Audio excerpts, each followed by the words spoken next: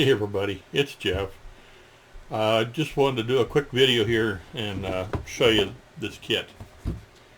I'm really into, well, a lot of you probably know I'm into World War One stuff, and I've been wanting to build a Whippet for quite a while now. So I picked this up. It's a Meng Kit, 1/35 scale. Okay, let's go ahead. I didn't get any shop cards this week to show anybody, so I'll have to see about getting a hold of a few people, see if they want to trade cards. But let's go ahead and go down the bench, and we'll take a look at this. Okay? Be right back.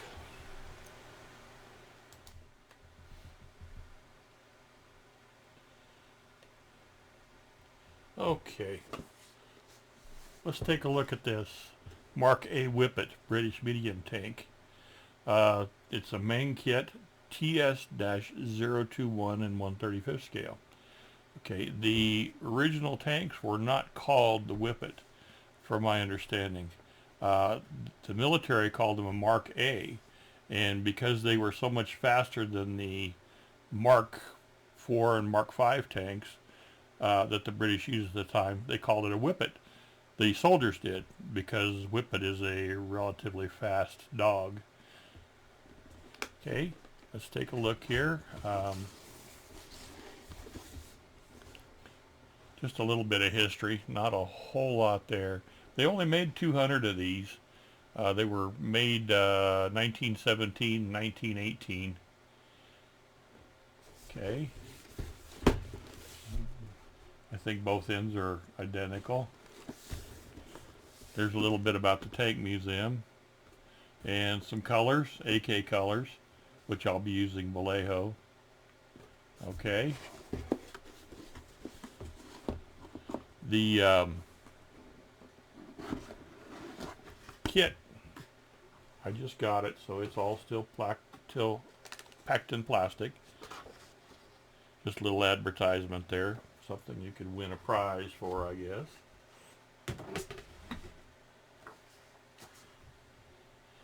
Okay, we've got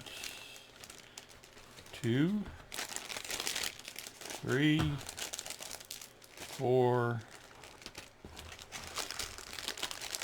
5 larger sprues, and then these 2 small sprues that make up the tank. And then this is the upper hull. And then we have 3 sprues of tracks that we'll look at. And there's a piece of braided wire in there, or twisted wire, for the tow cable. Some instructions and a color guide. This one here is called the Firefly, and this one is Caesar 2. So we'll take a look. I'm not sure if there's any actual difference besides the markings, but I'll get into that, decide which version I want to do. Here's some decals, stapled bag. I won't take them out right now, but you can see there's a few variations. They do have some stars in here and some iron crosses. These vehicles were captured a lot and sometimes recaptured. So they changed hands frequently during the war. So you could build one in a number of different variations. Let's take a look at the instructions here. Okay, we've got Chinese, it looks like here, and then we've got English. A little bit of history. That's nice when they include the history. I was looking at the Wikipedia page. This tank actually had 2 engines, and the story that I saw was that the driver would speed up one engine or slow down one engine to turn. They didn't actually have like a transmission, but it was a rather tricky operation. It took a bit of getting used to. It was kind of like driving 2 cars at one time. And we got some, looks like Russian also. Okay. And a little bit about where the museum is. I'd love to visit it. Probably not going to happen, but it would be nice. And some basic tools, which I think I have covered. Then we're going to get into step 1, which is going to be the hull and some accessories, you know, the plates that go on the front. Or actually, that's the back. This is the front. And then this does not have a turret. It's not quite like a modern tank is with you know, ability to rotate a turret. What they had was 4 machine guns pointing in all 4 directions, and they would just use the machine gun that was, you know, in the direction that they wanted. Anyway, fairly straightforward instructions. Building up the upper part of the hull. I want to call it a turret, but it's really not. A lot of details, machine guns, some vents. The gas tank was actually at the very front. Keep it as far away from the passenger compartment as they could. I watched a video from the Bobbington Museum, and they said it was real common for soldiers to carry extra gas cans on top because they wanted to extend their range. And then if the gas tanks that were stored on top got shot, then the gas would leak down into the crew compartment, and it would not have good results. Okay, lots of road wheels. It's very, very similar to the, you know, Mark IV, Mark V's with all the road wheels, just on a smaller chassis. These things would do, I think, about 8 miles an hour, maybe 9. They were considerably faster than the Mark IV and Mark V tanks, but not terribly fast by today's standards. Okay, looks pretty simple. The tanks, or the tracks I should say, are workable. They just snap together. I'm not sure, they'll probably be fairly fragile. I'll have to be careful with them. There's our tow cable. And there's the sprue callouts and the colors again. We've got matte black, matte white, matte red, olive drab, wood brown, brass, steel, and metallic gray. Okay, I'm pretty sure I've got all those colors. I'll have to double check my inventory. Okay, let's take a look at some parts.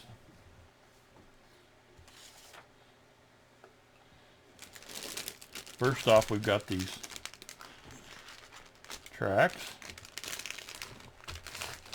Come on, nice sharp knife.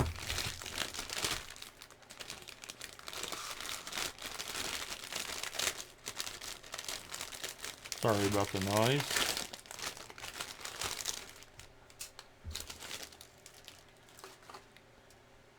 Okay, we've got 3 identical sprues here. Let's just take a look at one.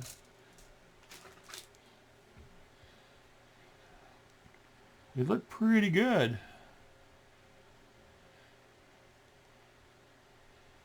I'm not sure just how many treads we're going to need. I'm sure the instructions will tell us. There is a little bit of an ejector pin mark right in the center, but I don't think you'll ever see them. Should go together real well. That's sprue P. Okay. And we've got some small parts here, which looks like mainly machine guns and so forth. That's just got a staple in it. Don't like it when they staple stuff. Like Tamiya kits, the staple just tends to, you're taking a chance on really scratching things up. So let's get rid of those entirely.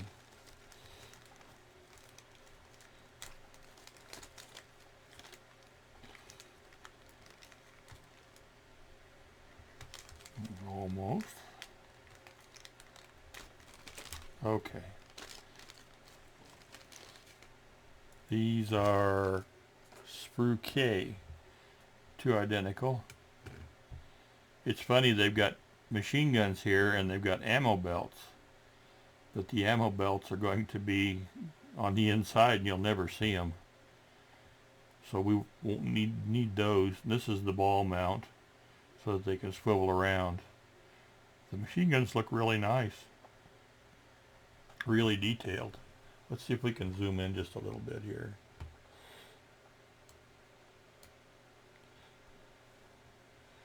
There we go. Okay. But these ammo belts, I'll save them in my spares. You never know when you're going to need an ammo belt. Okay.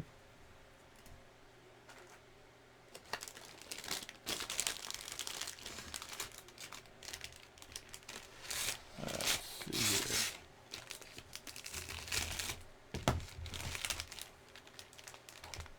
Get rid of those staples entirely.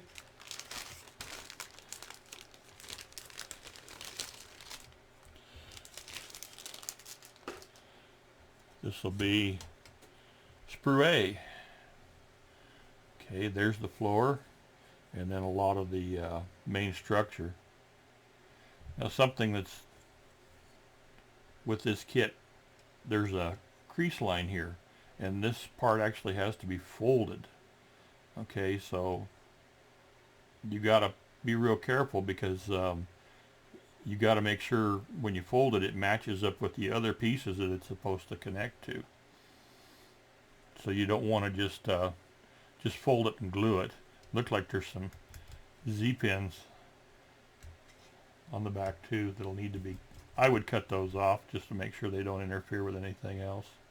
You'll never see them once it's all built, but I'd get rid of them. There's a few here too. Should build up really nice. A lot of detail, if you can see it or not. Nice rivets. Okay, let's look at this. And it's stapled also.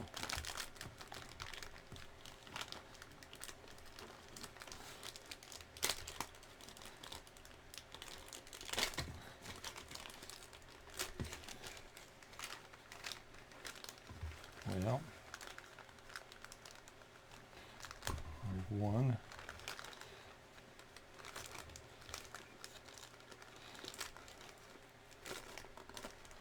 And there's two. Okay. So this is the front. And then basically the cab will sit back here. The fuel tank will go on the front here. It's very well molded.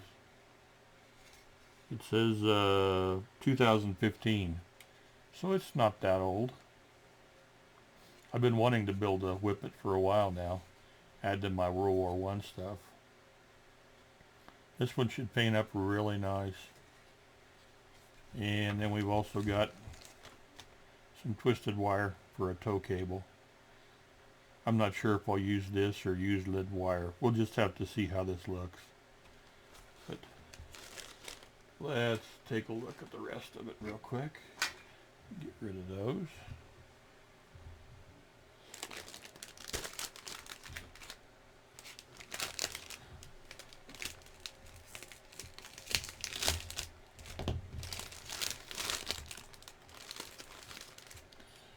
Okay, this is sprue B. This will be the outside of the tracks. I don't think it would be called a sponson, but it's the tracks are sandwiched between two sides. That's actually warped just a little bit, but I'm sure I can get it to.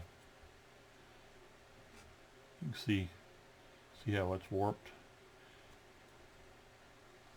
I'm sure I can get it to work out. A little bit of heat. Looks like we've got the mufflers and a few other tiny parts, some grab handles and things here. It's going to be a lot of fun.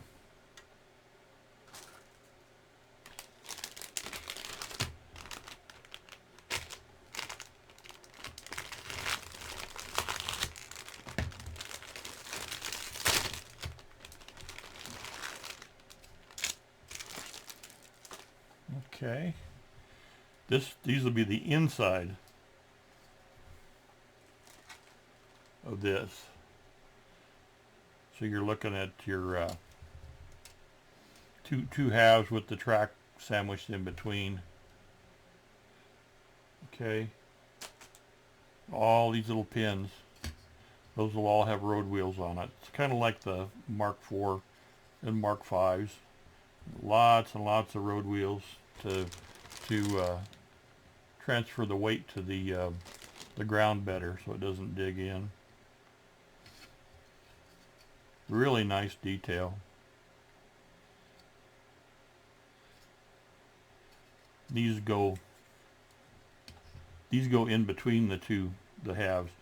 Yeah, I think it was designed mainly so that it would push the mud, any mud that came up on the tank, it would go down and out and not plug up those little bitty wheels. Okay. And one more time. And this one is stapled.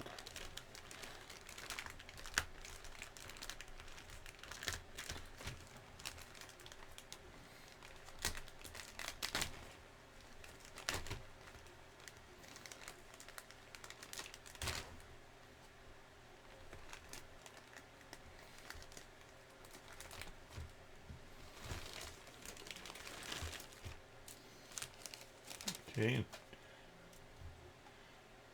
This is sprue D. We've got 2 of them.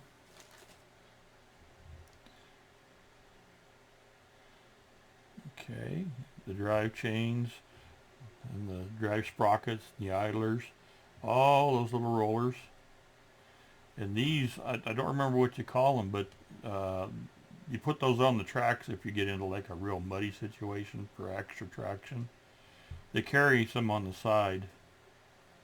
It's kind of like a grouser or something like that. But you carry them on the actual tank, and then you put them on when you need them. Here's some vents for the sides, the engine compartment. There is no engine in this, or engines, I should say. But it still should look really nice when it's done. Okay, guys.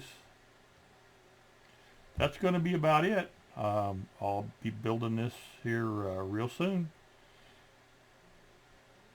I'll put up a couple of pictures at the end of what a real Whippet looks like, so you can kind of see where we're headed with that. Okay, talk to you soon. Thanks a lot. Bye-bye.